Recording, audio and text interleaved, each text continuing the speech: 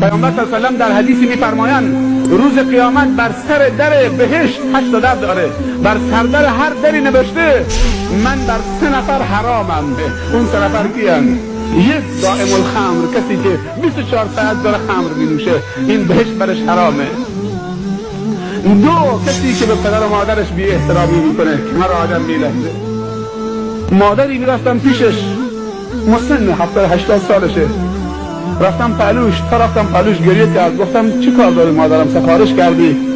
گفت که پسرم به من میگه کی سقط میشی، میمیری، خفه میشی، ای پیر زن تا از دست راحت بشم.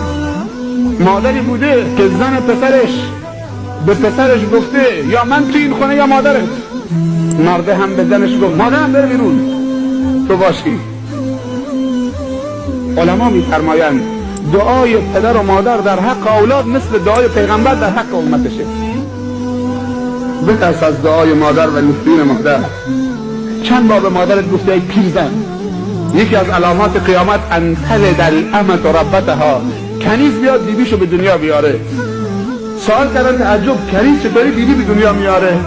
گفت در آخر الزمان دختری که باید اطاعت و احترام مادرش بکنه برعکس میشه، مادر باید اطاعت دخترش بکنه. حالا شده داره میبینیم روی سردر بهشت نوشته من بر 3 نفر حرامم. 1 دائم الخمر، 2 کسی که به پدر و مادرش بی احترامی بکنه، 3 دیوس. اون 2 تا فهمیدن، صحابه سوال کردن دائم الخمر میشناسیم، حقوق والدین هم میشناسیم، میدونیم چیه. دیوس چه کسیه؟ گفت دیوس کسی که نسبت به ناموسش بی تفاوته. یه روزی در آخر الزمان بیاست و دیوسی و بیغیرتی به مردان امت من سرایت میکنه.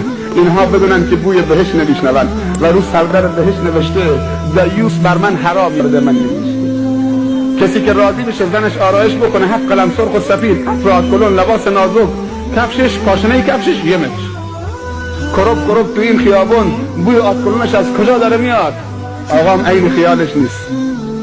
جرأت هم نمیکنه زنش از جلو چشمش رد میشه، جرأت نمیکنه که زن کجا میره. ای بابا بیدار